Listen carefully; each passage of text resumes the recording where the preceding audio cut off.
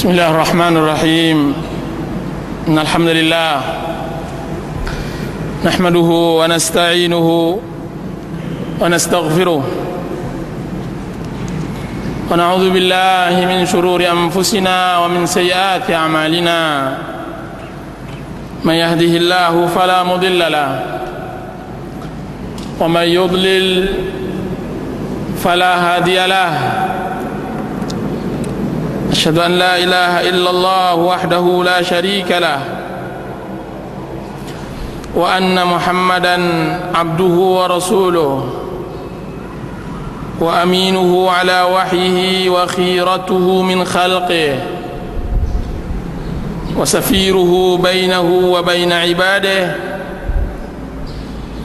المبعوث بالدين القويم والمنهج المستقيم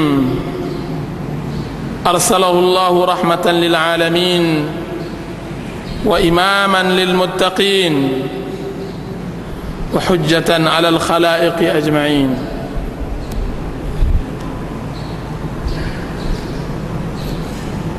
Para ikhwan dan akhwat yang dirahmati oleh Allah Azza wa Jalla,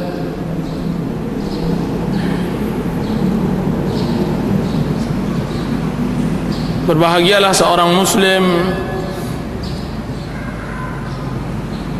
yang berjalan, yang dia sedang menuju surga kepada Allah. Di dalam hadis yang diriwayatkan oleh Ibnu Majah, Rasulullah SAW bersabda,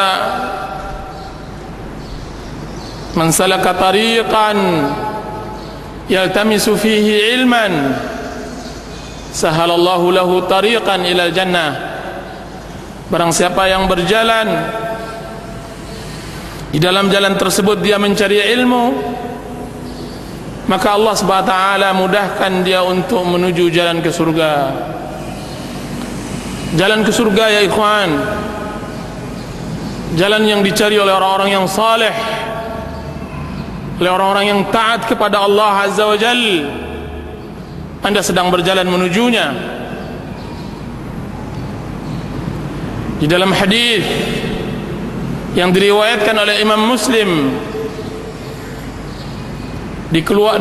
melalui jalan Abu Sa'id Al-Khudri dan Abu Hurairah radhiyallahu anhuma, bahwasanya Rasulullah sallallahu alaihi wasallam bersabda, "La yaq'udu qaumun yadhkuruna Allah."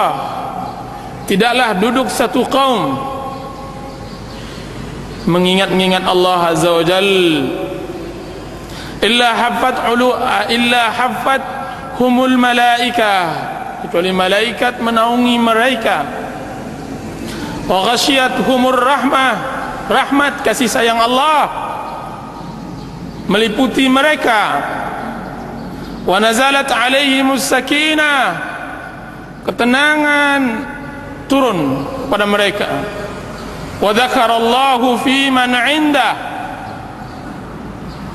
dan Allah Subhanahu wa taala menyebutkan kepada makhluk yang ada di sisinya.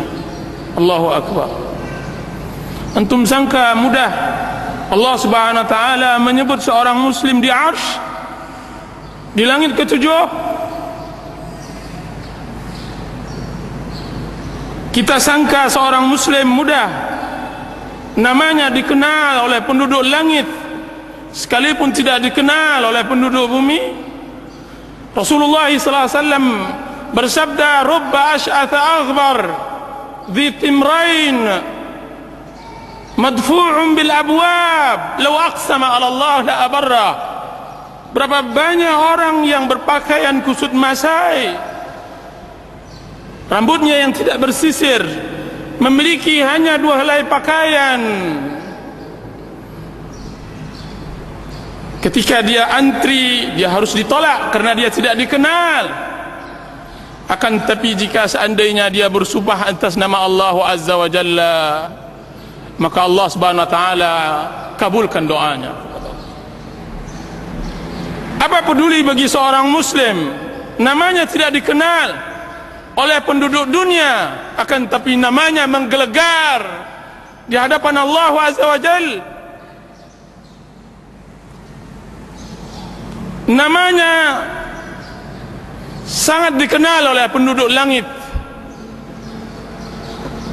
Sesungguhnya penuntut ilmu dan yang mengajarkan ilmu dikenal oleh seluruh alam. Seluruh alam mengenalnya. Rasulullah sallallahu alaihi wasallam bersabda, Inna Allah wa malaikatahu la yusalluna ala muallimin nas al-khair. Sesungguhnya Allah dan malaikatnya, malaikat yang sangat besar, disebutkan bahwa Jibril sayapnya menutup ufuk, mendoakan kebaikan bagi orang-orang yang mengajarkan kebaikan kepada manusia. Hatta al-hitanu fil bahr, bagai sampai ikan hiu yang berada di lautan atau semut yang ada di dalam sarangnya mendoakan bertasbih bagi orang yang mengajarkan kebaikan dan mendengarkan kebaikan. Berbahagialah wahai kaum muslimin yang hadir, dan Rasulullah SAW telah memesankan kepada kami agar kami menyatakan kepada antum-antum yang hadir, ahlan wa sahlan bi talibi ilmin, selamat datang bagi penuntut ilmu, ilmu din, ilmu yang memberikan kebahagiaan di dunia dan memberikan kebahagiaan di akhirat, ilmu abadi, ilmu Allah yang dia telah sibukkan dirinya, sibukkan seluruh alam untuk belajar din, telah berganti generasi ke generasi, rasul kepada rasul yang lainnya menyibukkan pelajaran din. Kaum muslimin dan muslimat yang dirahmati oleh Allah Subhanahu wa taala, saya yakin hari ini ada usaha yang ditelantarkan,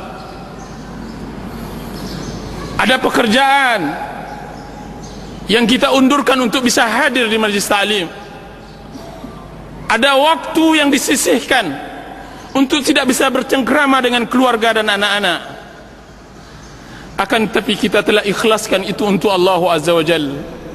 Seorang muslim mengikhlaskan waktunya kepada Allah, alangkah nikmatnya hidup, alangkah bahagianya hidup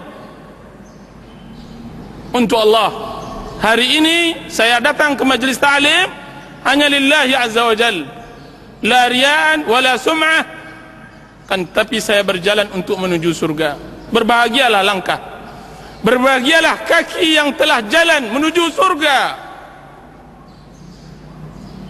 Akan tapi yakinlah bahwa rezeki yang kita tunda tersebut bukan di tangan kita. Banyak orang-orang yang berletih, banyak orang-orang yang menghabiskan waktunya untuk mencari rezeki. Akan tapi dia tidak mengerti bahwa rezeki di sini, rezeki di majlis ta'lim. Bukankah di dalam majlis ta'lim turun rahmat Allah, rezeki Allah turun bagi orang-orang yang kesulitan untuk dibayar uangnya, bagi orang-orang yang kesulitan untuk menagih hutang yang belum selesai. Datanglah ke majlis ta'lim. Sesungguhnya buhul rezeki ada di majlis ta'lim. Wa ghasyiyatuhumur rahmah, turunkan kepada mereka rahmat. Turun rahmat ya ikhwan, rahmat yang dia adalah buhul kebahagiaan. Mungkin seorang suami meninggalkan istrinya dalam keadaan marah, hatinya gundah, hatinya tidak tenang, kan tapi dia mencoba untuk hadir di majlis ta'lim ini untuk mendengarkan kalamullah dan kalam Rasulullah sallallahu alaihi wasallam. Daripada dia berangkat ke tempat-tempat maksiat, dia ingin bersimpuh mendengarkan kalamullah di sini. Duduk majalasa qaumun fi baitin min buyutillah wa yatluna kitab Allah wa yatadarasuna fima bainahum. Tidaklah duduk satu kaum di rumah dari rumah Allah, dan ini adalah rumah Allah. Yatluna kitab Allah, dan kita sekarang sedang membaca kitab Allah Azza wa Jal. Wa yatadarasun, mempelajari dan kita sekarang mempelajarinya, kecuali turun ketenangan. Tenangan di sini ya ikhwan. Suatu hari seorang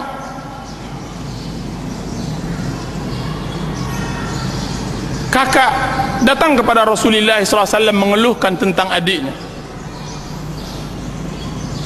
Yang ia keluhkan adalah adiknya belajar menuntut ilmu, sedangkan ia berletih mencari rezeki untuk membiayai ilmu atau untuk membiayai adiknya dalam menuntut ilmu. Apa kata Rasulullah SAW? Engkaukah yang memberi infak untuk adikmu menuntut ilmu? Benar ya Rasulullah. Maka dijawab oleh Rasulullah SAW, la'allaka turzaqu bih. Wahai fulan, tahukah engkau bahwa lancarnya usaha engkau hari ini karena engkau infakkan kepada adik engkau yang menuntut ilmu. Masya Allah, kelancaran usaha karena kita melancarkan seseorang di dalam melempangkan jalan menuju jalan Allah Azza wa Jalla. Hadirin, hadirat, kaum muslimin dan muslimat yang dirahmati oleh Allah Azza wa Jalla, hati ini berbunga melihat kehadiran antum di saat gemuruhnya dan riuhnya orang-orang berpaling dari din. Sufyanus Tsauri rahimahullahu ta'ala, dan beliau Sufyan hidup di zaman keemasan Islam. Ketika datang seseorang kepadanya dari kejauhan, dari negeri yang jauh, kemudian dia mengatakan, yaitu Sufyan Tsauri mengatakan, mewasiatkan ketika dia hendak pergi, wahai fulan, jika seandainya engkau bertemu seorang ahlus sunnah, maka sampaikan salamku kepadanya. Itu Sufyan. Dia mengatakan, sesungguhnya zaman ini adalah zaman keterasingan. Abad kedua, Imam Sufyan mengatakan, abad kedua. Dan sekarang pada abad ke-15, asing Islam, ghurbatul Islam, asing. Anda sangka mudah untuk bertemu satu dua Muslim yang cinta Allah dan cinta Rasulullah? Tidak. Apalagi yang hadir, Masya Allah, yang hadir adalah semuanya adalah pecinta Al-Quran dan Sunnah Rasulullah SAW. Untuk mereka saya hadiahkan buku ini, untukmu yang berjiwa hanif, karena saya yakin tidaklah yang hadir menyibukkan dirinya untuk sesuatu tentang agama Allah Azza wa Jalla kecuali dia memiliki hati yang hanif.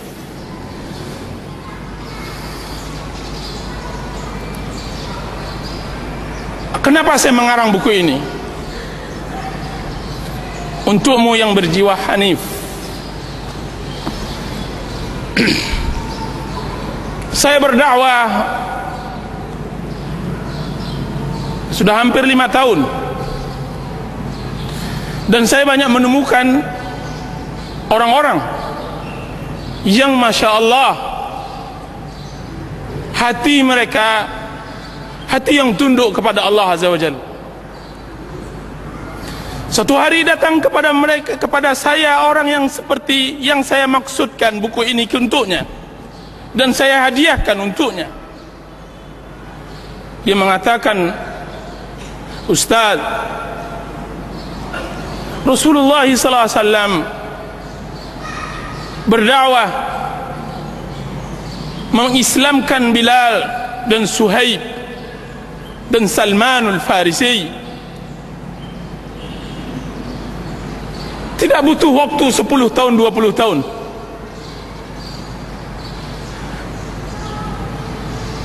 Dia mengatakan, Ustaz, jadikan diri saya sebagai Bilal.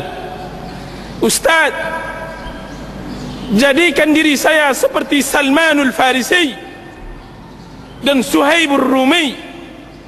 Jadikan diri saya seperti sahabat Rasulullah sallallahu alaihi wasallam.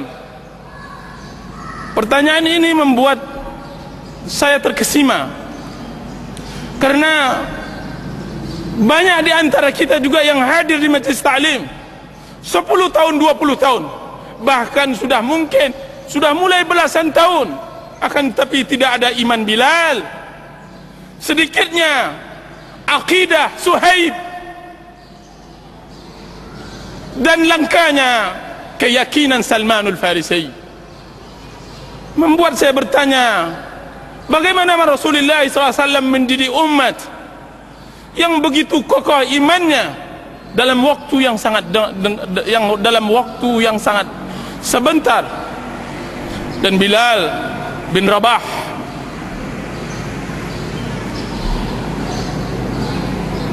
itu yang pertama. Satu lagi, di sebuah daerah ada seseorang menghampiri saya dari salah seorang ikhwan. Kemudian dia mengatakan, Ustaz, bahwa saya mengajar di taman pengajian Al-Quran di sebuah masjid. Kemudian setelah selesai salat maghrib dan saya disibukkan untuk mengisi pengajian di masjid kecil tersebut, semua orang berangkat, tinggal satu orang. Kemudian setelah saya mengajar 1-2 orang anak, maka dia mulai mendekat kepada saya. Kemudian dia mengatakan, Ustaz, dan dia adalah ustaz mengajar Al-Quranul Karim. Ustaz,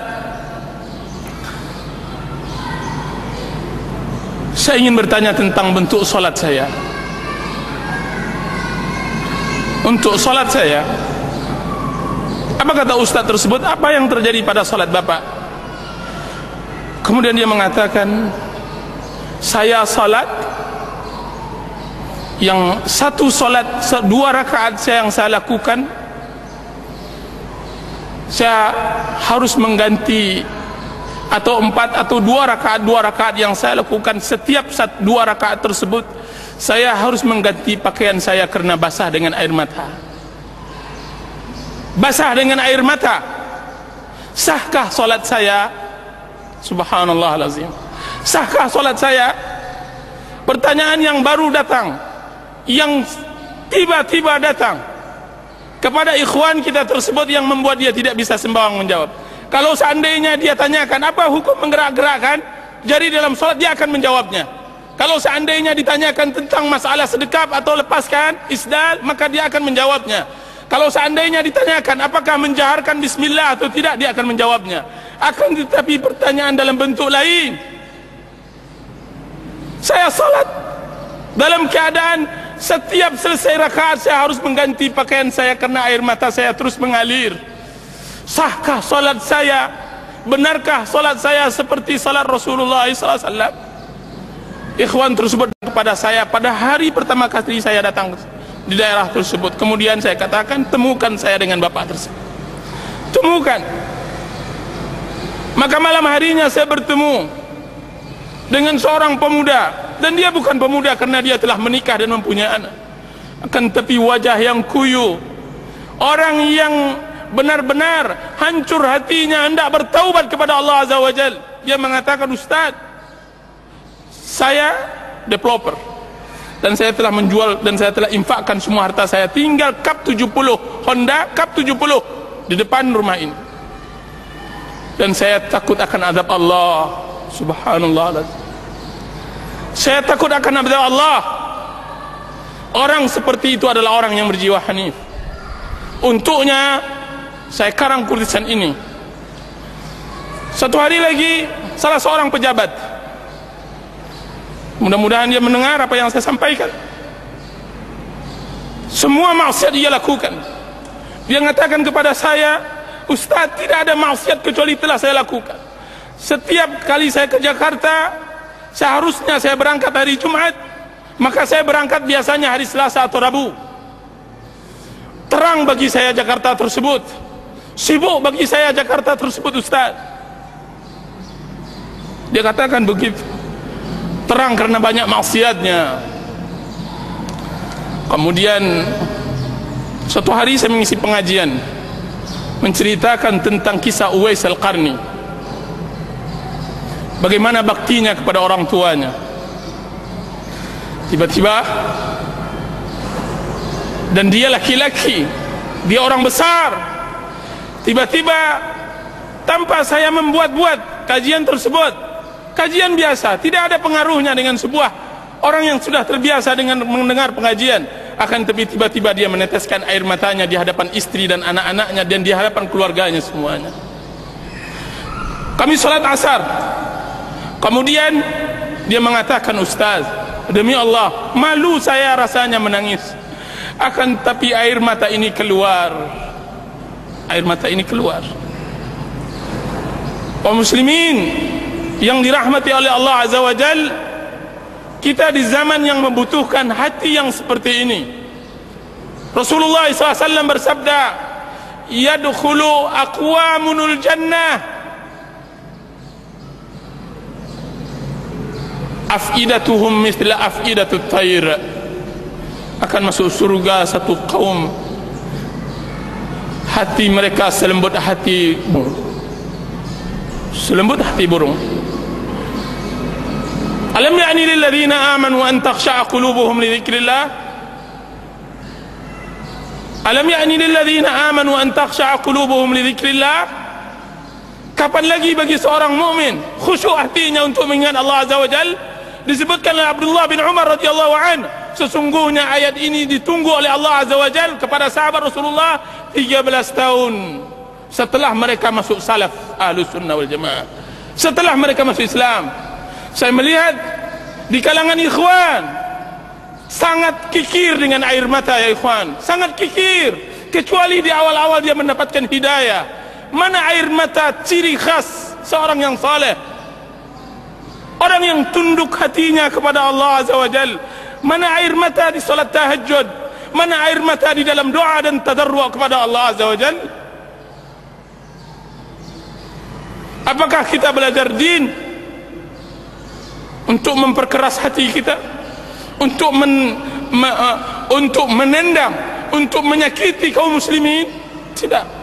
Kita mempelajari din untuk bisa bersimpuh di hadapan Allah Azza wa Jalla, untuk menciptakan hakikat ubudiyah kepada Allah Azza wa Jalla. Allah Azza wa Jalla untuk menyempurnakan bahwa diri kita adalah hamba Allah. Hamba Allah. Maka buku ini saya karang. Dan buku ini saya karang kepada orang-orang yang saya ceritakan tersebut. Tiba-tiba saya tidak melihat dia lagi ke sebuah pengajian.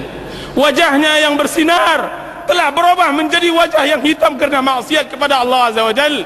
Orang yang telah kembali kepada maksiat dan jalan syaitan setelah dia mendengar Nidaur Rahman, panggilan Allah Azza wa Jalla. Saya takut kepadanya firman Allah Azza wa Jalla yang mengatakan, "Falamma zaghu azaghallahu qulubahum." Ketika mereka melenceng, maka Allah Subhanahu wa taala lencengkan hati mereka. Ketika mereka telah mendapatkan hidayah dan mereka tidak mau mengolahnya, mereka tidak mau mencobanya, mereka duduk kan tapi tidak pernah menyemak, mereka hadir akan tapi tidak pernah menghadirkan hati. Kemudian Allah Subhanahu wa taala hanya pertemukan dia nanti di neraka, di azab akhirat. Untuk mereka tersebut aku karang ini.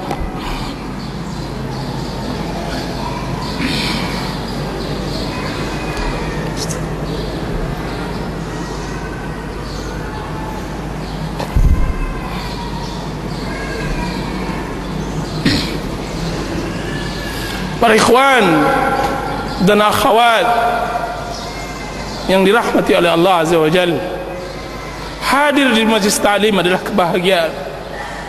Hadir duduk bersimpuh mendengarkan kalam Allah adalah kebahagiaan. Maka kita mulai mengkaji apa makna hanif. Saya sengaja akan menyebutkan untukmu yang berjiwa hanif, apa yang disebut dengan makna hanif.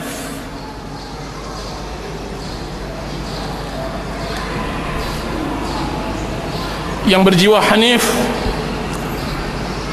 dialah orang yang ketika diingatkan maka dia teringat, ketika dinasihatkan maka dia tersentuh dan terenyuh. Allah Subhanahu wa taala berfirman, Fadzakir fa inna dzikra tanfa'ul mu'minin. Berilah peringatan, sesungguhnya peringatan tersebut memberi manfaat kepada kaum mukminin.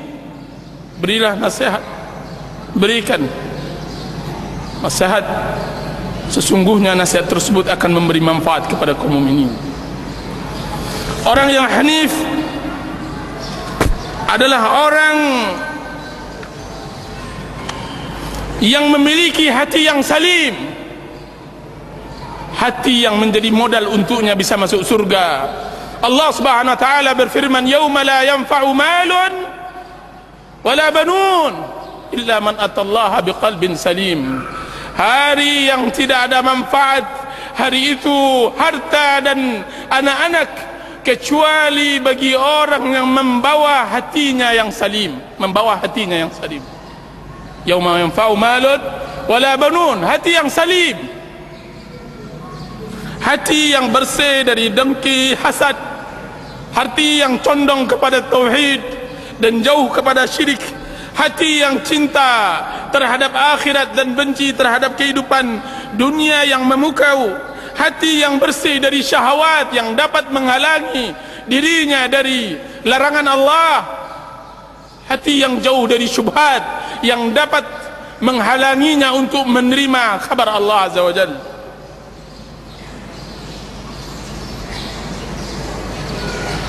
Orang yang berjiwa hanif adalah orang yang lembut hatinya, lembut, selembut kapas, halus, sehalus rambut. Rasulullah SAW menyifati penduduk Yaman di dalam hadis yang sahih.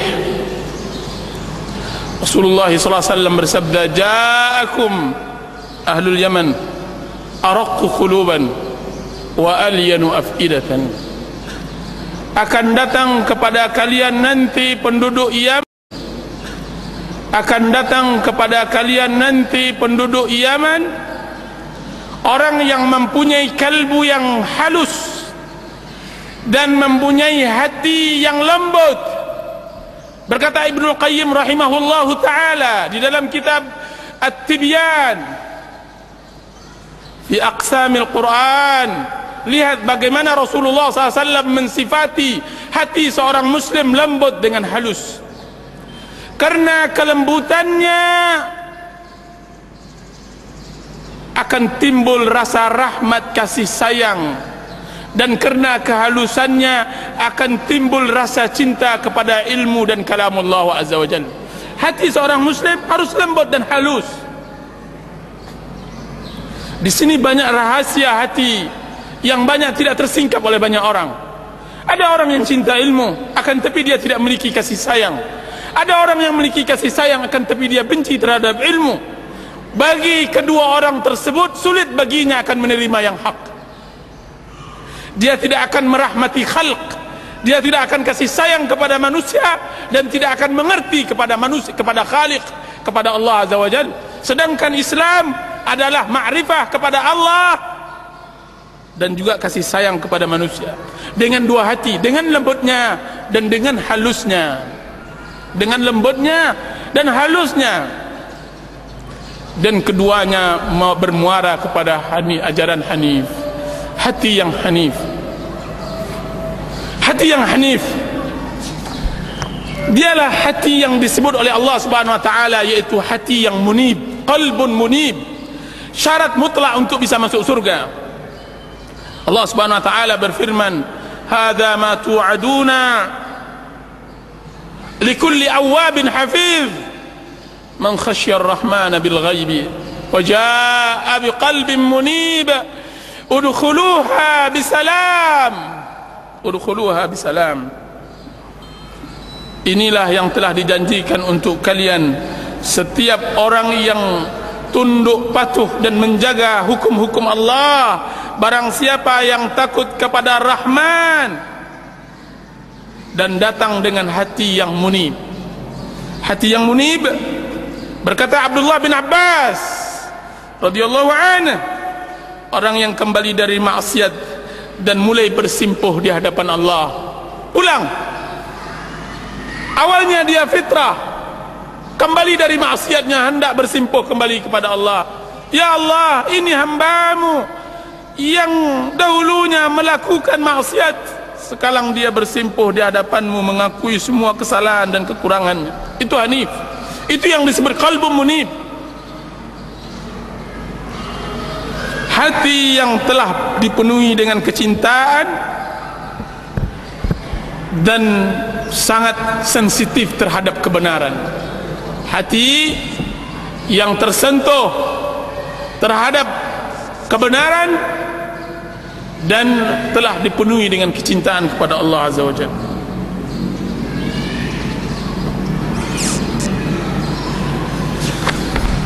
Kaum muslimin dan muslimat yang dirahmati oleh Allah Azza wa Jalla, kemana hendak kita cari hati yang hanif ini? Kemana kita hendak cari hati yang hanif?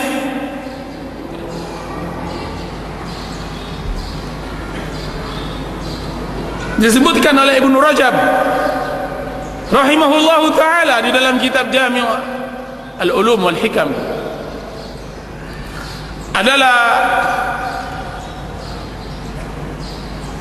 salah seorang murid dari Dhunnun Al-Misri. Berjalan di banyak jalan, dia mengatakan, ahin aina qalbi, man wajada qalbi. Dia berkata di setiap jalan, bertemu dengan seorang anak, kemudian dia mengatakan, di mana hatiku? Siapa yang menemukan hatiku? Di mana hatiku?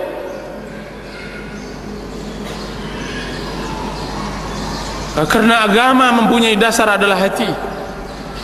Allah Subhanahu wa taala mengatakan, inna fi dzalika ladzikra liman kana lahu qalbun aw alqa as-sam'a wa huwa syahid. Sesungguhnya itu semua agama peringatan bagi orang yang memiliki hati. Setiap orang memiliki hati, akan tapi yang dimaksud oleh Allah hati yang salim, yang munib, dan dia mendengarkan dan dia menyaksikan. Mendengar, menyaksikan, memiliki hati. Sekarang pertanyaannya, kemana hendak kita cari hati tersebut? Sebagaimana tukang sampah mencari sampah, dan dia bukan sampah, dia adalah nikmat yang paling besar. Jika seandainya kita seorang muslim, tentu kita akan cari hati tersebut. Pertanyaannya, di mana hati tersebut kita hendak cari? Salah seorang murid Dhunnun yang saya katakan tadi, di jalan-jalan, dia mengatakan, ahin aina qalbi. Sebagian kaum muslimin zaman sekarang beramal dengan suatu amalan, dia berbangga dengan amalnya. Subhanallah, tidak mengerti akan kedudukan. Berbuat sedikit tentang Islam, dia sudah pongah menengadahkan kepalanya dan menghina orang lain. Tapi hati yang hanif tidak. Dia menyibukkan dirinya, dia menyibukkan dengan dosanya. Dia mengatakan, aina qalbi, aina qalbi, man wajada qalbi. Mana hatiku? Siapa yang mendapatkan hatiku? Berikan kepadaku, berikan. Abu Hurairah radhiyallahu anhu, setiap kali beliau mengajarkan anak-anak kecil, disiumnya anak tersebut. Kemudian dia mengatakan, paman kalian ini banyak dosa, maka istighfarkanlah, ampunkanlah kepada Allah, kalian masih suci. Abu Hurairah mencari hatinya di depan anak-anak tersebut, meminta ampun kepada Allah, sampai nyaris timbul keputusasaan oleh orang yang berjalan di tepi jalan mencari hatinya. Putus asa. Sampailah dia memasuki sebuah gang, kemudian dia duduk di sebuah tempat duduk di tepi jalan. Kemudian dia tafakkur, dia letakkan kedua tangannya, air matanya mengalir. Akankah Allah memberi taubat kepadanya setelah maksiat sejauh ini? Akankah Allah Subhanahu wa taala memberikan pengampunan kepadanya dan dia adalah hamba Allah? sepanjang masanya melawan Allah dengan maksiat dan pembangkangannya kepada Allah, nyaris dia berputus asa. Tiba-tiba terdengar kegaduhan di dalam rumah, bertengkar, terdengar suara keras sang ibu memarahi anaknya. Dia terbangun dari sebuah pemikirannya tadi, terbangun. Seorang ibu memarahkan anaknya yang kecil, umur 4 tahun. Tiba-tiba pintu belakang rumah dibuka oleh ibunya tersebut. Kemudian anaknya tersebut diusirnya. Kemudian dihempaskannya pintu tersebut sampai berbunyi keras. Kemudian dia katakan, "Enyahlah engkau wahai anak durhaka, pergilah engkau dari rumahku. Jangan tempati lagi ibu, jangan sebutlah ibu-ibu ini ibumu. Jauhlah dari engkau, anak engkau adalah anak pembangkang, pelaku maksiat." Anak umur 4 tahun. Kemudian anak tersebut menangis, mencoba pergi ke tepi-tepi gang agar dia dapat singgah. Akan tapi anak tersebut, kemana hendak dia berlindung lagi? Kemana dia akan menetap? Kemana dia akan menginap malam? Maka dia balik lagi ke rumahnya. Kemudian ditempelkannya pipinya ke pintu tersebut. Kemudian dia mengatakan, ahli ibadah ini melihat tingkah laku anak tersebut. Kemudian anak tersebut mengatakan, "Ya ummah, ya ummah, wahai ibu, man yaftahu liyal babu idza ughliqat babaka anni, idza aghlaqti babaka anni." Wahai ibu, pintu mana lagi yang bisa terbuka untukku jika seandainya pintumu telah tertutup untukku? Tidak ada lagi. Pintu mana yang bisa menutup, yang akan terbuka untukku jika seandainya pintumu telah tertutup bagi? Wahai ibu, siapa pula yang dapat mendekatkan dirinya kepadaku jika seandainya bukan engkau? Wahai ibu, jika siapa lagi yang dapat menyayangiku jika seandainya engkau telah murka kepada aku? Anak tersebut, kemudian dia terjatuh di tanah tersebut. Kemudian dia letakkan pipinya di tanah tersebut. Kemudian dia menangis. Dia menangis untuk dibukakan pintu, dan dia tidak akan berbuat lagi kesalahan. Dia tidak akan kembali lagi kepada perbuatannya yang lama. Sang ibu mendengar ucapan sang anak, siapa ibunya? Siapa ibu yang begitu keras hatinya sehingga dia tidak mendengar teriakan dan tangisan sang anak? Maka sang ibu tersebut melihat di celah-celah rumah papannya tersebut, dilihatnya perlakuan anaknya tersebut, tidak sampai hatinya, tidak tega. Kemudian dibukakan pintunya olehnya. Kemudian anaknya tersebut diangkatnya. Kemudian dibersihkannya pipinya dari tanah dan debu. Kemudian dipeluknya. Kemudian dia mengatakan, "Wahai penyejuk pandanganku, siapa pula yang tidak tersentuh dengan ucapan? Siapa ibu yang mengusir anaknya? Wahai anakku, sebutkan." Tidak ada ibu yang mengusir. Akan tetapi engkau telah berbuat kesalahan, dan ibu akan memaafkan. Kau telah berbuat kesalahan, ibu memaafkanmu. Kemudian apa kata abid ahli ibadah tersebut? Al-an wajada qalbi. Sekarang baru saya dapatkan hatiku. Sekarang aku temukan hatiku. Sekarang saya temukan hatiku. Saya dapat, saya peroleh. Kiranya begitulah kita seorang muslim bermuamalah kepada Allah. Siapa yang dapat membuka pintu jika seandainya pintu Allah sudah tertutup? Siapa yang dapat memberikan kasih sayang jika seandainya Allah telah murka? Siapa pula yang memberikan pembelayan, rahmat dan maghfirahnya jika seandainya Allah Subhanahu wa taala telah melaknat kita? Nauzubillah. Nauzubillah. Maka carilah hati-hati yang hanif di tempat-tempat yang seperti itu ya ikhwan.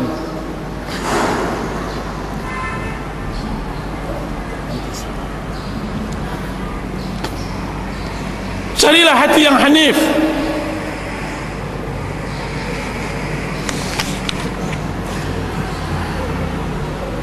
Ditumpukan hati-hati yang kehidupannya selalu dirundung sengsara. Carilah hati yang hanif, di hati para fuqara dan para masakin. Cobalah bergaul dengan mereka, dekati mereka, selami kehidupan mereka. Sesungguhnya Rasulullah SAW bersabda, "Ubghuni du'afaakum," carikan aku orang-orang fakir di antara kalian. "Innama turzaquna wa tunsaruna bidu'afaikum," sesungguhnya kalian dimenangkan dan diberi rezeki karena orang-orang lemah di antara kalian. Carilah hati-hati yang hanif pada jiwa-jiwa yang ringkih, jiwa-jiwa yang tertunduk karena kefakiran dan kemiskinan, selami kehidupan dan kesusahan dan kesedihan mereka. Aliri air mata mereka, pahamkan bahwa mereka tidak memiliki harta dan kedudukan. Mereka itu akan dapatkan hati yang hanif di sana. Disebutkan di dalam riwayat lain bahwa sesungguhnya kalian dimenangkan oleh Allah dengan orang-orang lemah dengan doa mereka. Karena doa si fakir, doa orang-orang yang merana adalah seindah-indah doa, seindah-indah doa.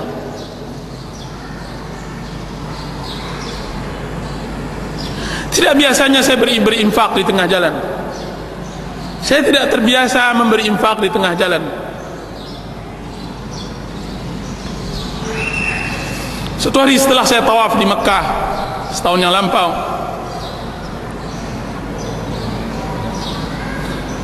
saya hendak pulang ke hotel. Sebagaimana biasa kita keluar, banyak-banyak orang-orang yang meminta infak, sedekah. Biasanya saya tidak perhatikan, saya tidak pedulikan.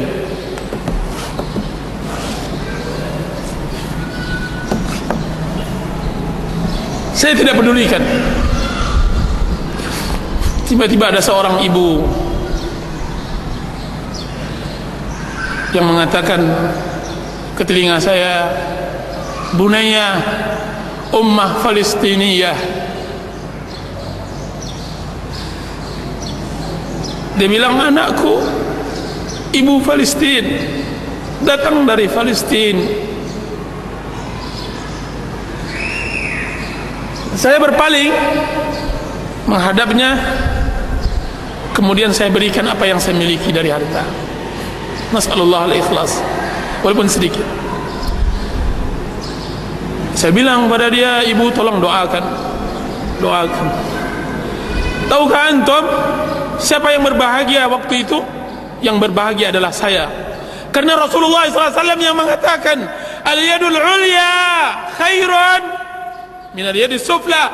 Tangan yang di atas lebih berbahagia dari tangan yang di bawah, lebih baik dan lebih berbahagia. Saya bisa berikan kepadanya, saya berbahagia. Saya berinfak kepadanya, saya bisa berbahagia. Karena di dalamnya, di belakangnya banyak, mungkin dia memiliki anak yang fakir, miskin, jauh di Palestina, di negeri yang tidak seindah negeri kita, di negeri yang tidak sedamai negeri kita, tidak seaman negeri kita, dan dia datang. Bertambah rasanya jiwa iman, keimanan. Telusurilah orang-orang seperti itu, berilah. Satu hari saya di Cirebon, saya tidak biasanya naik taksi, saya biasanya naik becak. Antara stasiun dengan rumah saya bercerita tentang usaha tukang becak tersebut. Sudah berapa hari ini dia peroleh? Dia mengatakan saya baru mendapatkan 7.500. Waktu itu telah pukul 10 malam dan dia tinggal daerah yang jauh. 7.500. Upah saya antara stasiun dengan rumah 5.000 rupiah. Saya katakan, apakah anda salat? Maka dia mengatakan, alhamdulillah saya besar di luar pondok pesantren. Apakah istri salat? Dia mengatakan juga begitu. Pondok pesantren. Apakah istri salat? Dia mengatakan juga begitu. Ta'araf, kenali kehidupan mereka ya ikhwan. Kemudian saya berikan uang hanya 20.000 rupiah. Akan tetapi dengan 20.000 tersebut tangan saya diciuminya, kemudian air matanya mengalir. Saya berbahagia melebihi bahagianya dia. Saya berbahagia. Saya berharap bahwa 20.000 ini lebih berharga dari 20 juta yang diinfakkan oleh sebagian muhsinin. Saya berharap mudah-mudahan dengan doanya yang keluar dari mulut yang ikhlas, dari kepapaan dan kehampaan diri dan kefakiran, akan dibukakan pintu langit ketujuh, kemudian terdengarkan oleh Allah Azza wa Jalla. Di saat doa kita tidak dimustajabkan lagi oleh Allah karena maksiat dan dosa kita. Carilah di sana. Jangan berkelimang harta maksiat kepada Allah akan mengekalkan hati, akan menjauhkan diri dari jiwa yang hanif. Carilah hati yang hanif di lembah kegalauan dan kehampaan hati, pada diri orang-orang yang merasakan dirinya iflas, bangkrut. Saya tidak katakan bangkrut dunia, akan tapi bangkrut akhirat. Ketika ia merasakan bahwa semua jalan hidup telah tertutup, ketika ia merasakan sempitnya bumi ini padahal ia luas, ketika ia merasa dosanya tidak terampunkan lagi dan sudah berada di penghujung keputusasaan, carilah hati yang hanif. Wahai kaum muslimin dan muslimat, di erangan yang sakit di rumah sakit, carilah sakit badannya sebelum sakit jiwanya, karena mereka ditimpa musibah, ditambah lagi tidak berharta. Tangis si fakir di rumah rehatnya karena tidak ada yang bisa dimasak. Tangis musafir yang telah kehabisan bekal. Tangis seorang wanita janda yang memiliki banyak anak, kebingungan, tidak tahu apa yang ia perbuat. Apakah ia harus berjalan dari rumah ke rumah menengadahkan tangannya, atau dia harus melangkah ke komplek pelacuran untuk menjual dirinya? Carilah di sana. Carilah hati yang hanif pada tangis muallim, seorang guru yang mendekatkan diri kita kepada Allah Azza wa Jalla, menceritakan tentang kebesaran Allah. Tangis ahli ibadah yang sedang bermunajat di sebuah sudut masjid, berdoa tadarru' kepada Allah Azza wa Jalla. Atau tapukuran ahli hadis, ditumpukan kitabnya membaca hadis-hadis Nabi, kemudian terlontarkan oleh mulutnya, sadaqa Rasulullah, semuanya telah benar yang diucapkan oleh Rasulullah SAW. Carilah hati yang hanif, tangis dan air mata orang yang mencintai karena Allah ketika mereka hendak berpisah. Lihatkah antum, dua orang saling mencintai karena Allah, berpisah, saling berpelukan kemudian menangis. Rajulani tahabbani fillah, dua orang yang saling mencintai karena Allah. Dia adalah satu dari 7 kelompok yang diberi perlindungan, yang tidak ada perlindungan kecuali perlindungan Allah Azza wa Jalla. Tangis tersebut akan anda dapatkan hati yang hanif di sana, hati yang jujur, hati yang bersih. Untuk mereka itu aku hadiahkan kitab ini.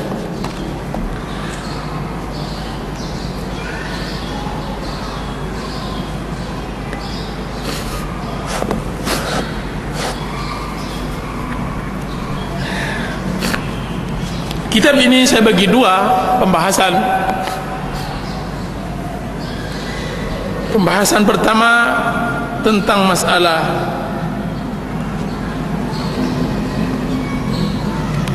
sifat-sifat hati yang hanif, sifat-sifat manusia yang mendapatkan hidayah kepada Allah. Dan yang kedua, mencari agama yang benar. Mudah-mudahan cukup waktu bagi kita untuk menyelesaikannya.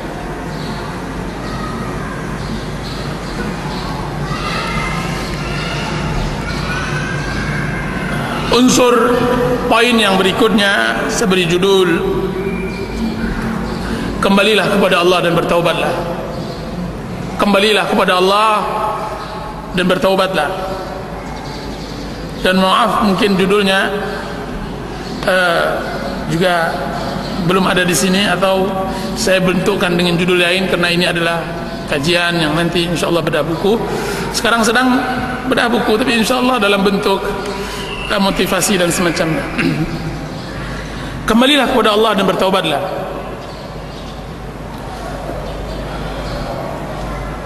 Para ikhwan dan akhwat yang dirahmati oleh Allah Subhanahu wa taala, semua manusia ingin bahagia. Semua manusia ingin bahagia. Orang-orang yang letih mencari dunia ingin bahagia. Orang-orang yang menyangka bahwa bahagia ada di kedudukan, maka mereka berletih kepadanya, ingin bahagia. Tapi tahukah kita bahwa kebahagiaan itu bukan di dalam saku? Kebahagiaan tidak masuk di dalam bantal sarung, di sarung bantal. Kebahagiaan tidak ada di dalam tas. Kebahagiaan ada di dalam hati. Kalaulah seandainya kebahagiaan ini bisa dikenyangkan dengan makanan yang nikmat, kita akan tumpuk-tumpukkan makanan nikmat ini dalam hati. Kalau kebahagiaan ini bisa kita dapatkan dengan mencurahkan emas dan perak, maka akan kita masakkan emas dan perak tersebut, maka kemudian kita masukkan ke dalam hati kita. Akan tetapi kebahagiaan tersebut jauh di dalam. Dan tahukah antum bahwa bertaubat kepada Allah adalah kebahagiaan? Allah Subhanahu wa taala berfirman, "Wa tubu ila Allahi jami'an ayyuhal mu'minuna la'allakum tuflihun." Bertaubatlah semuanya wahai kaum mukminin. Taubat yang dipanggil bukan pelaku maksiat, akan tapi orang-orang beriman. Bertaubatlah. Untuk apa kami bertaubat ya Allah? Untuk apa? Allah mengatakan la'allakum tuflihun, agar kalian berbahagia. Jadi bertaubat adalah berbahagia. Taubat adalah berbahagia.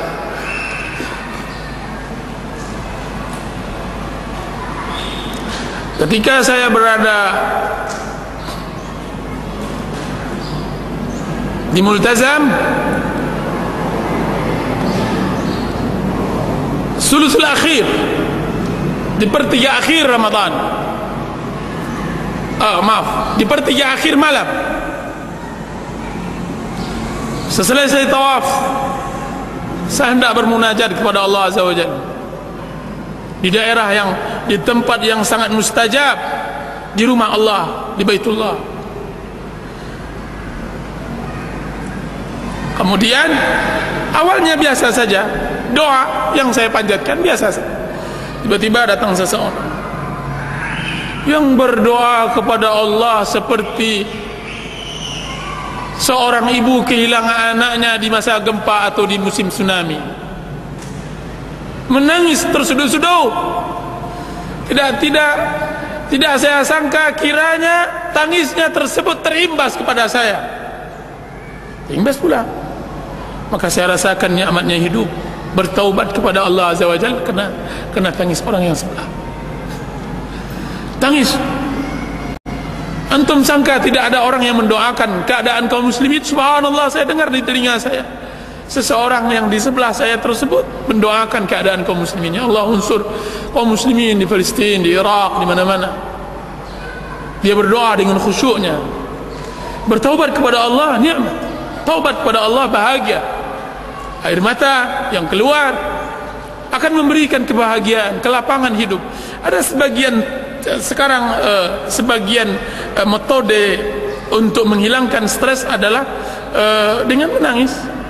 Akan tapi itu buanglah, kita tidak perlu dengan itu. Yang kita inginkan adalah kebahagiaan yang telah diaturkan oleh Rasulullah SAW sesuai dengan din. Bertaubatlah kepada Allah Subhanahu wa taala sebelum datang masa-masa terlambat taubat.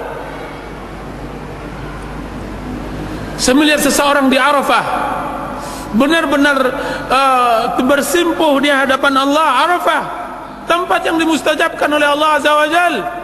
Dia berdiri, air matanya mengalir memohon ampun kepada Allah, yang kita tidak tahu apa yang ia perbuat antaranya dengan Allah Azza wa Jal. Bertaubat kepada Allah Azza wa Jal. Alangkah nikmatnya maksiat jika seandainya setelahnya diiringi dengan taubat kepada Allah Azza wa Jalla. Kalla innal insana la yatgha ar-ra'ahu istaghna inna ila rabbikar ruj'a. Ketahuilah demi Allah, tidak sama sekali manusia benar-benar melampaui batas ketika dia melihat dirinya merasa cukup, ketika dia berada puncak-puncak kesombongannya, tiba-tiba dia kembali kepada Allah. Inna ila rabbikar ruj'a. Sesungguhnya kepada Rabbnya lah dia kembali. Dia bersimpuh seperti seorang hamba yang berusaha menjadi majikan, kemudian dia luluh di hadapan majikan. Dza al-qahhar al-khaliq ar-razzaq. Setelah itu dia ditangkap oleh pengawal majikan tersebut, ditendang, kemudian diikat, dibelenggu, kemudian disujudkan kepada majikannya. Kemudian dia mengatakan, ampunkan diriku ya majikan, ya Allah, dari semua dosa-dosa. Aku Firaun, cuma Firaun lebih berani dari diriku. Firaun berani mengucapkan ana rabbukumul a'la dengan lisannya, dan dia adalah pemberani. Aku adalah Tuhanmu yang tertinggi, dan aku adalah orang yang pengecut. Aku tidak berani mengucapkannya, akan tapi perbuatan dan hati dan lisan mengarahkan bahwa seakan-akan aku adalah Tuhan. Aku yang membuat keadaan, aku yang menjernihkan dan mengeruhkan, aku yang mendatangkan rezeki, aku yang menentukan takdir, bukan engkau ya Rabb. Sudah begitu besar dosaku kepadamu, ampunkan, kini aku adalah hambamu. Hamba yang bersimpuh, yang tidak ada daya dan tidak ada upaya kecuali engkau yang menentukan. La haula wa la quwwata illa billah. Jika seandainya kita telah bertaubat kepada Allah, maka pastikan Allah Maha Pengampun. Allah Maha Pengampun. Nabi ibadi anni anal ghafurur rahim. Allah Subhanahu wa taala mengatakan dalam surah Hijr, Nabi ibadi anni anal ghafurur rahim. Kabarkan kepadaku, kabarkan wahai Muhammad kepada hamba-hambaku, sesungguhnya aku adalah zat yang Maha Pengampun dan Maha Penyayang. Kabarkan kepada mereka. Ya ibn Adam, wa ya anak Adam, innaka ma da'awtani wa rajautani ghafartu laka ma kana minka wa la ubali. Wahai anak Adam, selagi engkau berdoa kepadaku, berharap kepadaku, meminta ampun kepadaku, maka aku tidak peduli dengan apa yang engkau miliki dari maksiat kepada Allah Azza wa Jalla. Selagi engkau berdoa dan bersimpuh, maka aku tidak peduli. Ya ibn Adam, lau balagat dhunubuka anana as-sama'. Wahai anak Adam, sekiranya dosamu sampai setinggi langit, summa astaghfartani, kemudian engkau memohon ampun kepada aku, ghafartu laka wala ubali, aku ampunkan engkau dan aku tidak peduli. Ya ibn Adam, innaka law ataitani biqurabil ardi khataya thumma laqitani la tusyrika bi syai' la ataituka biqurabiha maghfiratan. Wahai Adam, jika seandainya engkau menghadapku dengan sebesar bumi maksiat, kemudian engkau datang kepadaku bersimpuh memohon ampun, maka aku akan datangkan sebesar bumi pula pengampunan. Allahu Akbar, Allahu Akbar. Hambaku, man taqarraba minni shibran taqarrabtu minhu dhira'an. Siapa di antara kalian yang hendak mendekatkan dirinya kepadaku satu jengkal, aku akan mendekatkan diriku kepadanya satu depa. Wa man atani yamshi ataitu harwala. Siapa yang datang kepadaku berjalan, aku akan mendatanginya berlari. Ibadi, hamba-hambaku, sesungguhnya aku membentangkan tanganku untuk memaafkan seseorang yang melakukan maksiat pada malam harinya, orang yang beristighfar pada malam hari, dan aku membentangkan tanganku pada siang hari untuk pelaku maksiat yang melakukan maksiat pada malam hari. Allahu Akbar.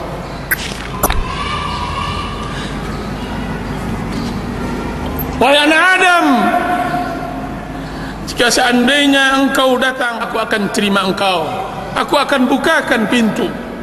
Jika seandainya engkau datang siang hari, maka aku akan bukakan pintu. Sekiranya engkau datang malam hari, maka aku bukakan pintu. Wahai anak Adam, barang siapa yang menghadap kepada aku, maka aku menyambutnya dari kejauhan. Barang siapa yang memanggilku, maka aku akan menyebutnya di dalam kedekatan. Barang siapa yang meninggalkan sesuatu untukku, maka aku akan memberinya pemberian. Barang siapa yang mengharapkan ridhaku, maka aku akan berikan kepadanya apa yang ia inginkan. Hambaku, pelaku zikir, dia adalah orang-orang majlisku. Pelaku syukur, dia adalah orang-orang yang aku tambahkan. Pelaku maksiat, dia adalah orang-orang yang tidak akan aku putus asakan dari rahmatku. Pelaku taat, maka mereka adalah orang-orang cintaanku. Aku selalu menjadi kekasih mereka. Sungguhnya aku mencintai orang-orang yang bertaubat. Uhibbut tawabin. Aku mencintai orang-orang yang mensucikan diri. Uhibbul mutatahhirin.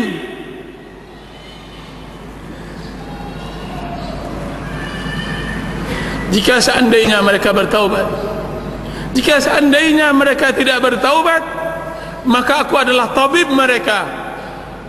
Aku akan timpakan kepada mereka musibah yang dapat mengurangi maksiat mereka. Itu nukilan dari apa yang disebutkan oleh Ibnu Qayyim rahimahullah di dalam kitab Zadul Ma'ad.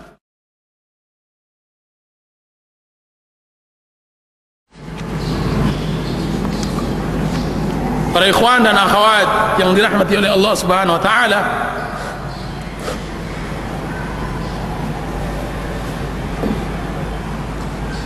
jujurlah dalam bertaubat. Usduq at-taubat ma Allah. Jujurlah di dalam bertaubat kepada Allah.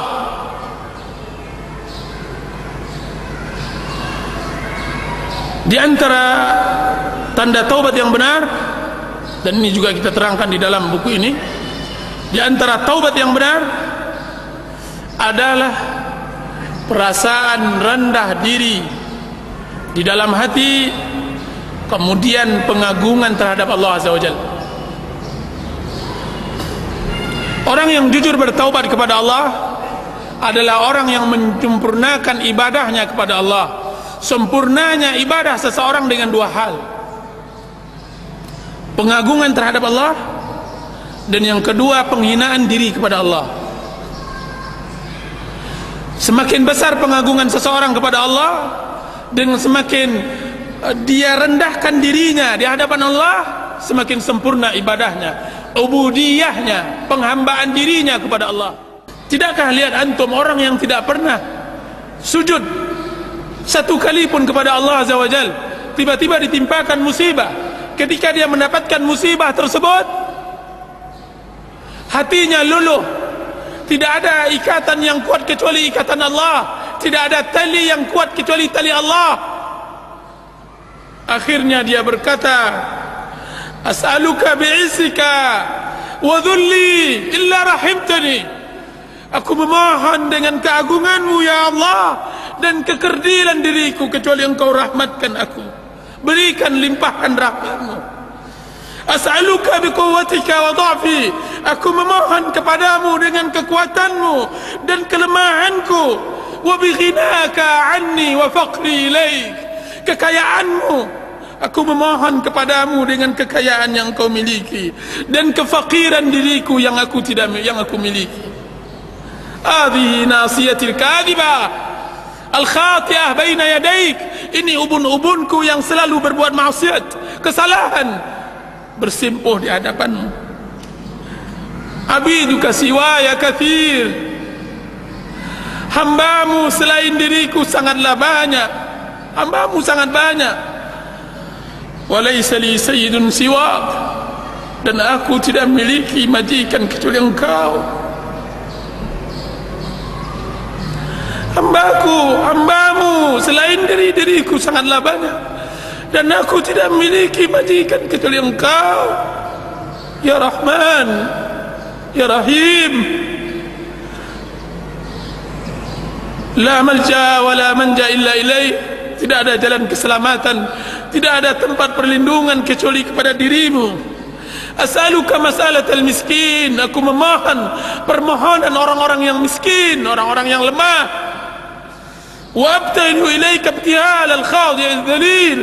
Aku memohon kepadamu dengan permohonan orang-orang yang membutuhkan, yang hina. Wa ad'uka du'a al-khaif ad-darir. Aku memohon kepadamu dengan doa orang yang takut, yang cemas, lagi buta. Permohonan yang telah tunduk hatinya, yang telah jatuh air matanya, yang telah benar-benar bersimpuh dirinya. Antum tidaklah lihat bagaimana nikmatnya beribadah kepada Allah dengan dua hal tadi, penghinaan diri kepada Allah dan penghinaan diri kepada Allah dan pengagungan Allah Azza wa Jalla. Periksalah seluruh doa di dalam sunnah Rasulullah, di dalam Al-Quran dan hadis, maka kedua-duanya ada dalam hal itu.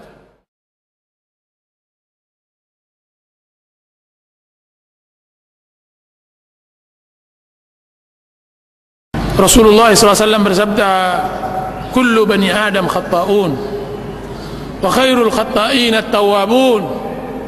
Setiap anak Adam berdosa, dan setiap yang berdosa hendaklah bertaubat kepada Allah Azza wa Jalla. Dosa dan maksiat adalah tabiat manusia. Siapa yang bisa bersih dari dosa kecuali yang dimaksumkan oleh Allah Subhanahu wa taala dari kalangan nabi dan rasul? Allah Subhanahu wa taala, Rasulullah SAW bersabda, "Lau lam tudhnibu la dhahaba Allahu bikum wa la atallahu biqaumin mudhnibin summa yastaghfiruna rabbahum faghfara lahum." Jika seandainya kalian tidak berdosa, maka Allah Subhanahu wa taala akan buang kalian, dan akan Allah datangkan orang-orang yang berdosa, kemudian dia beristighfar kepada Allah, kemudian Allah ampunkan mereka. Jika seandainya kita tidak berdosa, bagaimana Allah Subhanahu wa taala menampakkan kasih sayangnya kepada kita? Jika seandainya kita tidak berdosa, bagaimana Allah Subhanahu wa taala memberikan rahmat, fadl, keutamaannya pada manusia? Jika seandainya kita tidak berdosa, bagaimana nikmatnya bermunajat kepada Allah,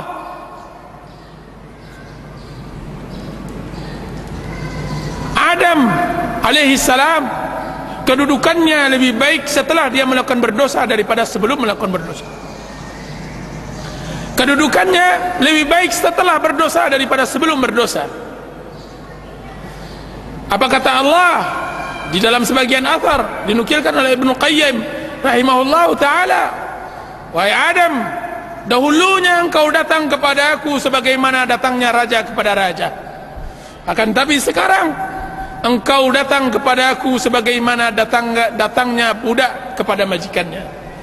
Dan alangkah nikmatnya hidup menjadi budak Allah, hamba Allah, menghambakan diri kepada Allah Azza wa Jalla. Ibnu Qayyim rahimahullah mengatakan, aninul mudnibin ahabbu ilayya min tasbihil mudillin. Rintihan orang-orang yang berdosa lebih aku cintai daripada tasbih orang-orang yang sombong beribadah kepada Allah Azza wa Jalla. Orang-orang yang sombong, dia bertasbih, lebih hebat lagi tangisan orang yang melakukan dosa. Ibnu Qayyim rahimahullah juga mengatakan di dalam kitab Wabilus Sayyib, berapa banyak dosa seseorang mengantarkannya kepada surga, dan berapa banyak pula maksiat dosa pahala seseorang atau amal saleh seseorang mengantarkannya kepada neraka. Amal baik seseorang mengantarkannya kepada neraka. Kenapa? Karena ketika seorang hamba melakukan maksiat kepada Allah, dia bawakan dirinya bahwa dia adalah orang yang berdosa, hamba yang seharusnya beribadah, memenuhi dirinya dengan cinta, tunduk, tawakal. Sekarang dia telah berpaling, kemudian dia kembali bertaubat, bersimpuh, bertawakal, bermunajat kepada Allah, dan dengan dosanya tersebut, melalui dosanya tersebut, dia bisa bermuamalah di dalam ibadahnya kepada Allah, maka memasukkan dia ke surga. Ghamidiyah yang datang kepada Rasulullah sallallahu alaihi wasallam, yang dia mengatakan, ya Rasulullah, inni zanaitu fatahhirni. Ya Rasulullah, inni hubla minaz zina fatahhirni. Ya Rasulullah, sungguhnya aku hamil, sesungguhnya aku hamil dari zina, maka sucikan diriku. Ghamidiyah. Terus apa yang terjadi? Rasulullah SAW menolak dan melihat. Dalam lagi wanita tersebut, dia mengatakan, ya Rasulullah, tahirni, sucikan diriku.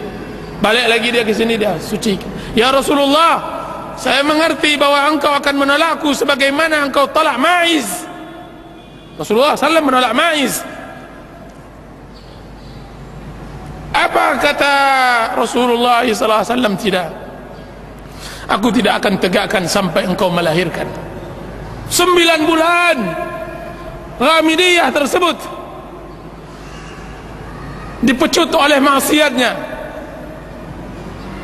dibelut oleh zina dan perbuatan fahishahnya kepada Allah Azza wa Jal. Akan tapi kepada Allah Azza wa Jal,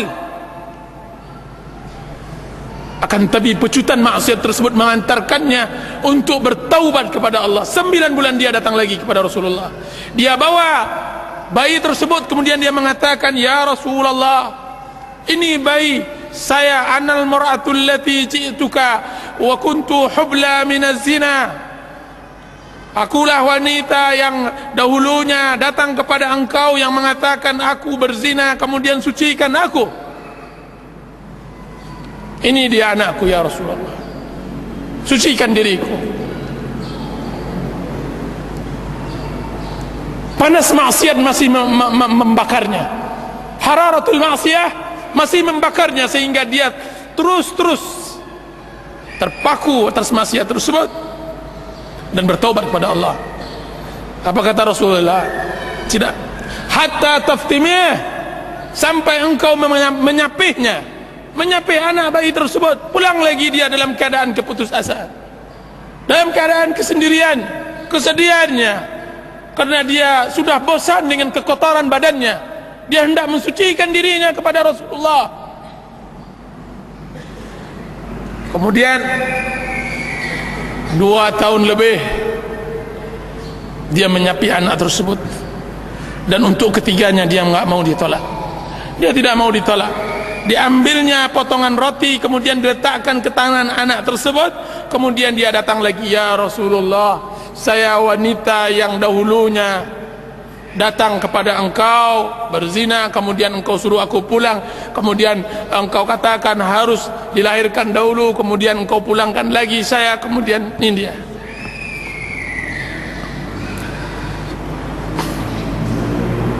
Apa kata Rasulullah SAW? Periksa dia, apakah dia mempunyai junun, gila, semacamnya. Kemudian ditegakkan kepadanya had. Kemudian Khalid bin Walid melemparnya sampai-sampai darahnya mencerat ke wajah Khalid. Kemudian Khalid mencelanya. Apa kata Rasulullah SAW? La tasubbu, jangan celah dia wahai Khalid. Laqad tabat taubatan law wasi'at law tabat law tuqsamu ala law yuqsamu ala ahli al-madinati la wasi'atuhum. Laqad tabat taubatan law qusimat ala ahli al-madinati wasi'atuhum. Sungguh wahai Khalid, dia telah bertaubat. Jika seandainya dibagikan taubat dia sendiri kepada seluruh penduduk Madinah yang berlaku maksiat, niscaya sudah cukup bagi Allah untuk mengampuni mereka. Taubat. Jadi orang yang berbuat maksiat hendaklah bermuamalah dengan taubatnya, dengan maksiatnya, bermuamalah untuk dia bisa merasakan halawatul iman, merasakan manisnya iman. Sesungguhnya iman memiliki manis, rasakan itu. Rabbana zalamna anfusana wa illam taghfir lana wa tarhamna lanakunanna minal khasirin. Ya Allah, kami menzalimi diri kami. Jika seandainya engkau tidak ampunkan kami, maka kami akan merugi. Kami merugi. Itu yang pertama. Dan yang kedua,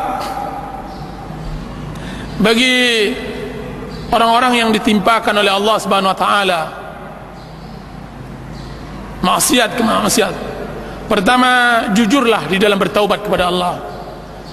Pahami tentang hakikat taubat dan bertaubatlah sejujur-jujurnya. Dan yang kedua, bergaullah dengan orang-orang yang saleh. Bergaullah dengan orang-orang yang saleh dari kalangan kaum muslimin, yang mana mereka mengingatkan kita kepada akhirat, mengingatkan kita kepada amal saleh. Dan jauhilah qurana usu, teman-teman yang buruk. Dan sering-seringlah untuk duduk di tempat-tempat yang bersih, di masjid-masjid Allah, di kajian-kajian ilmu. Dan hiduplah bersama salaf, bersama sahabat Rasulullah SAW, bersama tabi'in. Bacalah sejarah mereka, hiduplah. Sesungguhnya menyibukkan diri dengan hal itu akan menghilangkan maksiat kita kepada Allah. Maksiat muncul karena kekosongan hati. Maksiat itu datang karena kita tidak menegakkan kebenaran pada waktu itu. Qul ja'al haqq wa zahaqal batil innal batila kana zahuqa. Ketika kebenaran kita tidak tegakkan, maka datang kebatilan akan menyerang. Pasukan kebatilan akan menyerang diri kita. Maka sibukkan diri dengan kebenaran. Hadiri majlis ta'lim.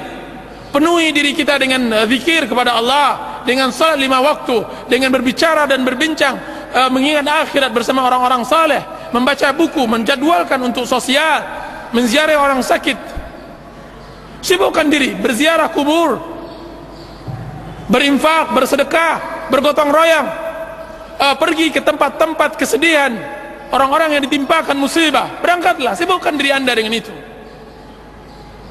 Di Madinah ada seorang pemuda yang mana dia menadarkan dirinya setiap asar dia harus berangkat ke mustasfa, ke rumah sakit. Berangkat, dia nggak memiliki harta seperti anda, fakir, miskin. Dia mengatakan, saya tidak memiliki harta untuk bisa saya sedekahkan. Saya juga tidak punya keahlian yang saya bisa sedekahkan untuk Allah. Akan tetapi saya mempunyai kata-kata, sedikit kata-kata untuk bisa memberi pembalut kesedihan orang-orang yang sakit. Maka dia datang di rumah sakit setiap asar. Ketika hendak maghrib dia sholat berjamaah. Itu setiap harinya.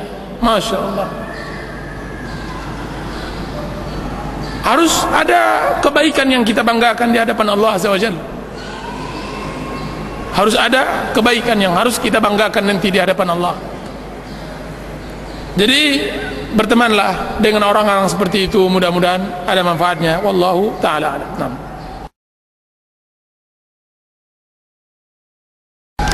Pertama saya katakan bahwa waktu-waktu yang mustajab ketika kita hendak belajar beribadah, saya mengatakan belajar beribadah dari doa.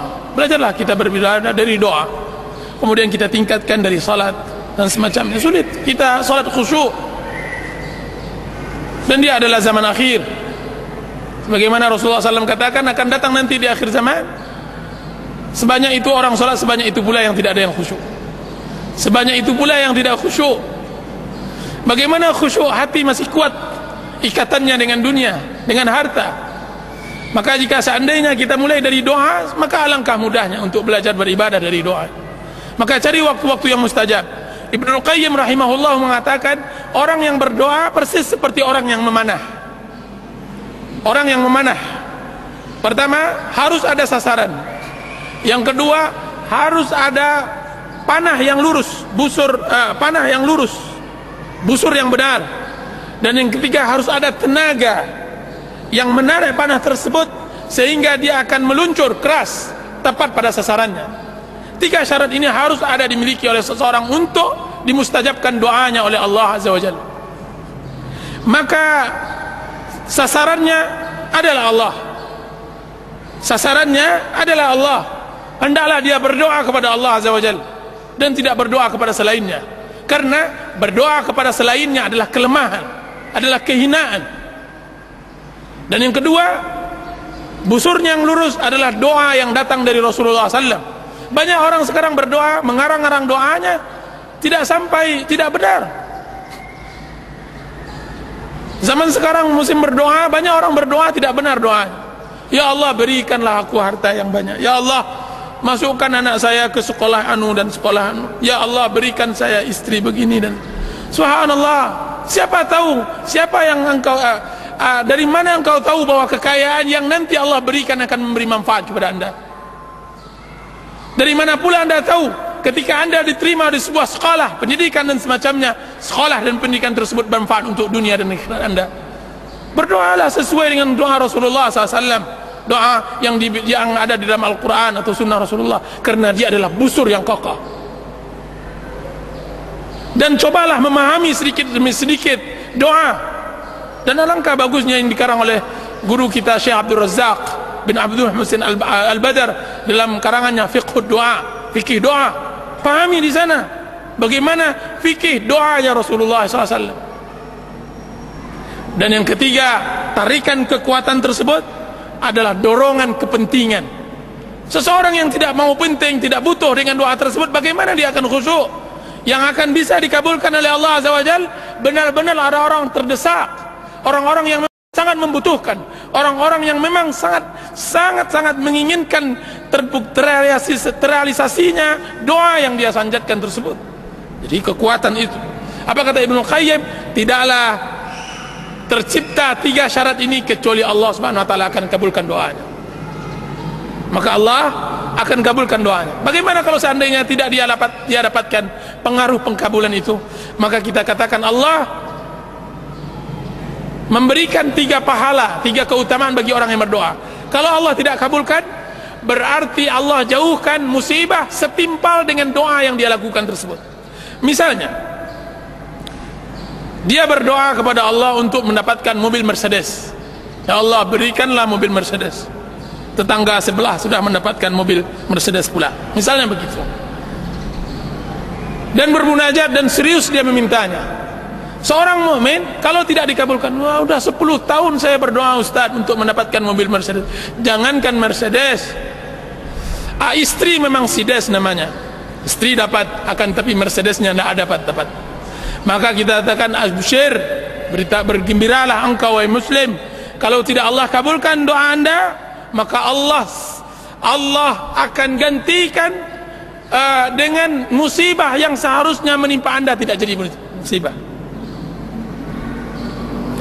Ini yang kadang-kadang kita kurang pahami. Kita katakan bahwa jauhnya seseorang dari musibah itu tidak sebuah kenikmatan. Kenapa? Karena kita tidak pernah menghayati. Saya punya kawan, dia mengatakan begini, apa katanya? Alhamdulillah, barusan dia baru balik dari kendaraan motornya. Qadarullah Ustaz, satu senti lagi kalau seandainya saya tidak kuat-kuat pegang. Saya kebetulan ingin mendahului sebuah truk. Tiba-tiba di depan saya truk pengangkat motor yang panjang itu lewat dengan kecepatan kuat, cepat. Kemudian kata dia hanya sejengkal, tidak 1 senti. Kalau seandainya dia tidak kokoh memegang stang motornya, mungkin saya sudah di rumah sakit. Kalaupun saya hidup maka akan keluar 60 juta insyaallah ta'ala. Sekarang alhamdulillah saya selamat. Kita kadang-kadang kurang mensyukuri nikmat 60 juta yang baru diberikan oleh Allah Azza wa Jalla. Dengan apa? Dengan diselamatkan oleh Allah Azza wa Jalla dari musibah tersebut. Anda baru dapatkan uang 60 juta diberikan oleh Allah Azza wa Jalla. Dari mana itu? Qadarullah, mungkin dari doa yang kita inginkan. Tender yang seharusnya pecah 60 juta cair, kiranya tidak cair-cair juga. Kiranya 60 juta yang itu. Istri bersama anak-anak berangkat, kita di rumah, tiba-tiba dia menelpon, alhamdulillah Bi, helmnya pecah tapi alhamdulillah sehat. Kalau seandainya kena kepalanya pecah, berapa dia harus membiayai istrinya untuk mengembalikan kepala istrinya tersebut. Subhanallah. Jadi dijauhkan dari musibah adalah sebuah kenikmatan yang harus kita syukuri. Jadi berdoa kepada Allah dengan 3 syarat tersebut, mudah-mudahan kita bisa syarah lebih dari itu. Masya Allah.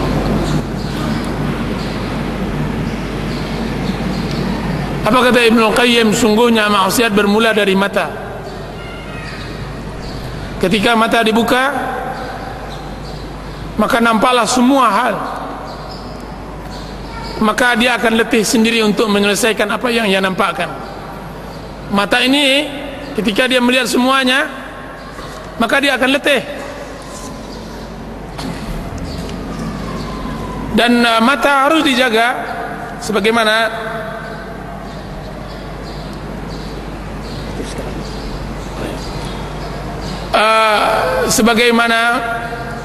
yang diperintahkan oleh Allah Subhanahu wa taala kepada kaum mukminin dan mukminat.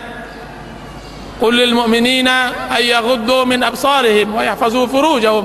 Katakan kepada kaum mukminin untuk menjaga mata mereka, yughad. Dan ini musibah di zaman kita sekarang karena zaman fitnah. Apa kata salaf? Hendaklah zaman sekarang seorang muslim berkhalwat di rumahnya. Akan tetapi jika seandainya di rumahnya juga tidak ada maksiat, kalau seandainya ada maksiat, maka dia keluar dari mulut harimau masuk ke mulut buaya. Kalau seandainya tidak ada di rumahnya maksiat pula, karena maksiat di rumah kadang-kadang lebih berbahaya daripada maksiat di luar. Yang nampak di jalan jauh lebih berbahaya yang nampak di kamar. Maksiat TV, maksiat lain-lainnya yang Masya Allah di zaman fitnah seperti sekarang ini. Apa yang harus dilakukan oleh seorang muslim ketika ditimpakan seperti itu? Pertama adalah menghadirkan kebesaran Allah Azza wa Jalla dalam diri. Besaran. Abdi aj'altani ahwanan nazirina ilai? Hambaku, apakah engkau menjadikan aku zat yang paling rendah di matamu? Jika seandainya engkau berada sama orang tua engkau tidak akan berani berbuat maksiat. Jika seandainya engkau bersama orang, engkau tidak berani berbuat maksiat. Akan tetapi ketika engkau bersama aku, engkau berbuat maksiat. Engkau letakkan diriku di bawah orang-orang tersebut. Aku mencintai engkau dengan nikmat, sedangkan engkau membenciku dengan maksiat. Aku turunkan kepada engkau kebaikan, dan engkau memberiku seluruh keburukan. Jadi menghadirkan kebesaran Allah Azza wa Jal. La tunzur, janganlah lihat apa yang engkau perbuat dari maksiat, akan tapi lihat kepada siapa engkau berbuat maksiat kepada Allah. Tapi lihat kepada siapa engkau berbuat maksiat. Jadi hendaklah mengagungkan keberadaan Allah. Makanya ilmu yang paling tertinggi di dalam agama Islam adalah ma'rifatullah, mengenal Allah, mengenal nama-namanya, menghadirkan itu di dalam kehidupan. Itu satu. Dan yang kedua, memberikan keyakinan kepada kalbu, ke dalam hati, bahwa apa yang dipandang tidak akan bisa mendapatkan kenikmatan, bahkan yang dia dapatkan adalah dosa. Semua dosa, apa yang kita pandang tidak akan memberikan apa-apa, kecuali hanya kesibukan diri untuk memikirkan tersebut dan lalai dari ibadah pada Allah Azza wa Jalla. Yang kalau seandainya kita tidak lihat tidak merugi, akan tapi dia adalah waswas syaitan, dia adalah khutuwatus syaitan, langkah syaitan yang menggoda, yang harus kita berlindung kepadanya. Dan yang ketiga, berarti kita ditimpakan oleh sebuah penyakit, yaitu maradus syahwat, penyakit syahwat. Berarti seseorang tersebut ditimpakan penyakit syahwat. Manusia kebanyakannya ditimpa dua penyakit, penyakit syahwat atau syubhat. Orang yang seperti kita ini, yang ditanyakan seperti itu, adalah penyakit, ditimpakan penyakit syahwat. Maka membersihkannya, sabunlah ia dengan istighfar. Kalau memang sulit untuk istighfar, maka panaskan ia dengan bersempoh dan bertawakal kepada Allah Aziz dan Jalal. Jika seandainya juga tidak bisa, maka hendaklah dibelikan pembersih. Kalau tidak cukup untuk pembersih pakaian, maka pembersih lantai, dengan bersempoh di hadapan Allah Azza wa Jal, dengan mengakui kelemahan diri dan membesarkan dan mengagungkan Allah Azza wa Jal. Jadi hendaklah seorang muslim benar-benar penyakit hatinya itu harus diobat. Ibnul Qayyim rahimahullah mengarang kitab Al-Jawabul Kafi liman sa'ala an dawa'is syafi, jawaban yang puas bagi orang yang bertanya untuk sebuah obat yang bisa menyembuhkan. Atau dalam karangannya dengan judulnya yang berbeda tapi buku yang sama, yaitu Ad-Da' wa Dawa, obat dan penyakitnya, atau penyakit dan obatnya. Dan itu buku tersebut menerangkan tentang jawaban dari pertanyaan yang ditanya oleh saudara kita ini. Wallahu ta'ala alam. Hendaklah dibaca buku itu.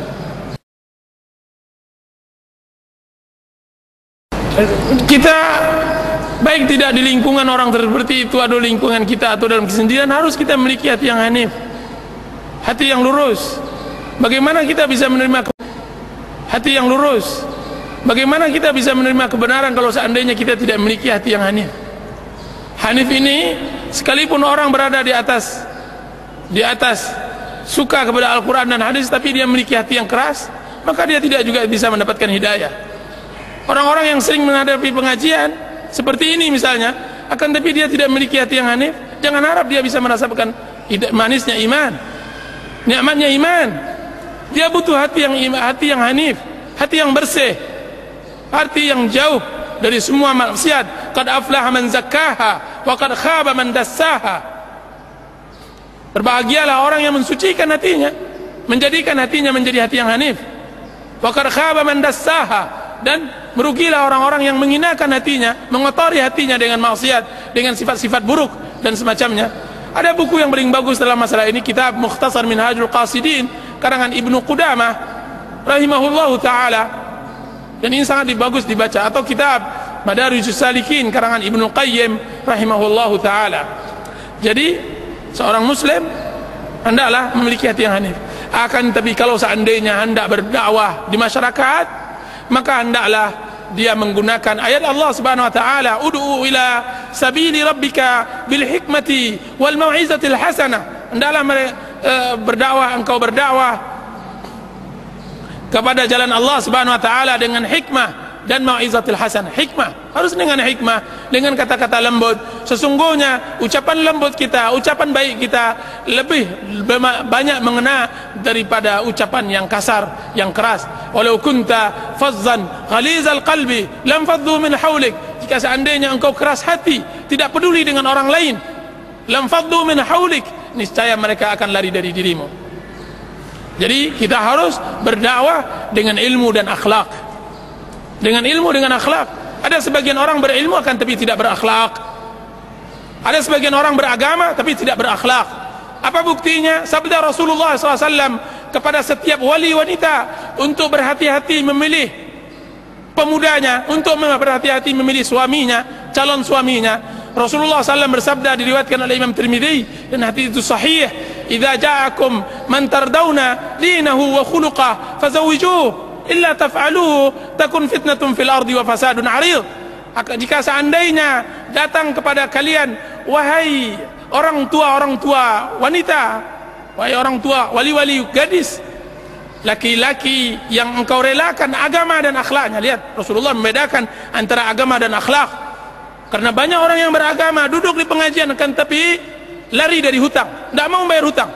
Ada yang masya Allah akhlaknya seperti akhlak binatang. Benar, hatinya belum masuk iman. Qalatil Arabu amanna.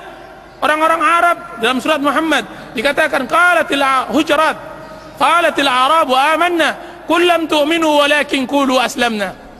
Orang-orang Arab mengatakan kami telah beriman. Allah mengatakan belum lagi beriman, belum lagi masuk iman dalam hatinya. Baginya hutang baginya mudah. Ada sebagian orang yang sering mengaji akan tapi kasar terhadap istrinya, tidak mengerti tentang hak dan kewajiban, tidak mengerti tentang hak tetangga dan semacamnya. Ada orang yang sering mengaji akan tapi tidak mengerti tentang akhlak yang baik.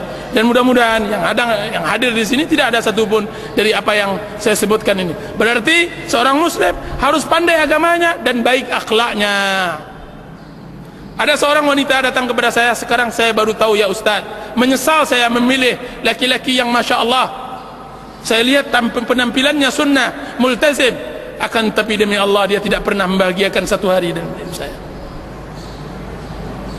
Dia hanya bisa mengerti menuntut, dia hanya bisa mengerti meminta, kan tapi tidak pernah memberi.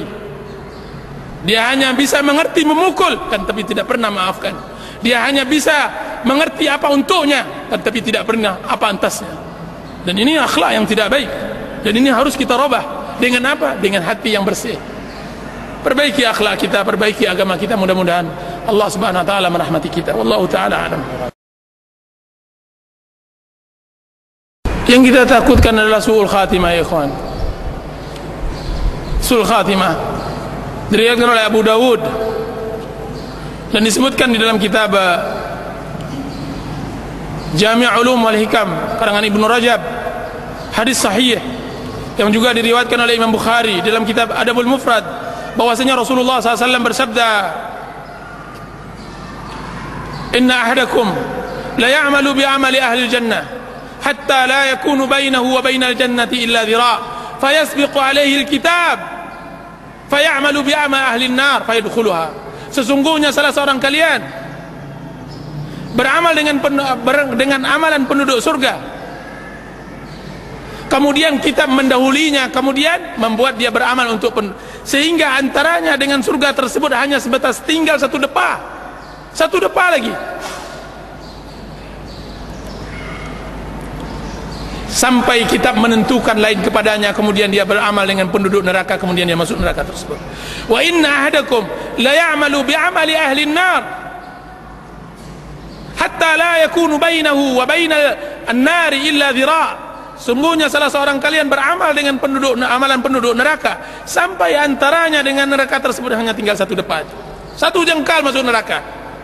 Fayasbiqu alaihi kitab, kemudian kitab menerangkan lain padanya, menentukan lain.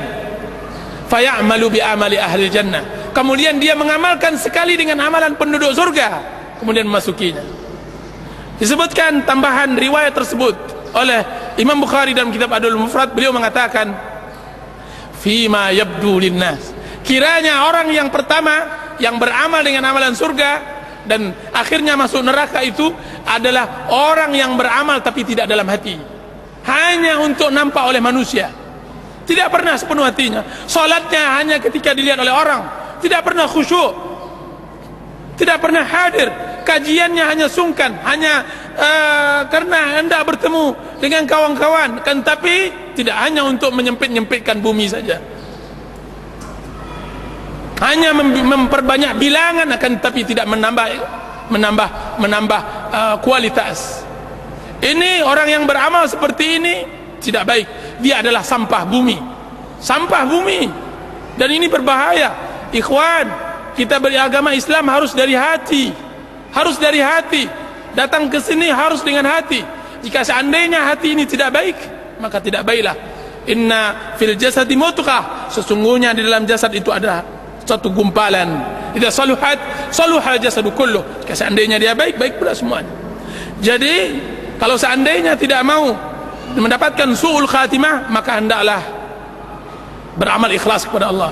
Dan alangkah sulitnya ikhlas, alangkah sulitnya ikhlas. Dan yang kedua, beramallah berbaik, berbuat baiklah. Apa kata Allah Subhanahu wa taala? Wa amma man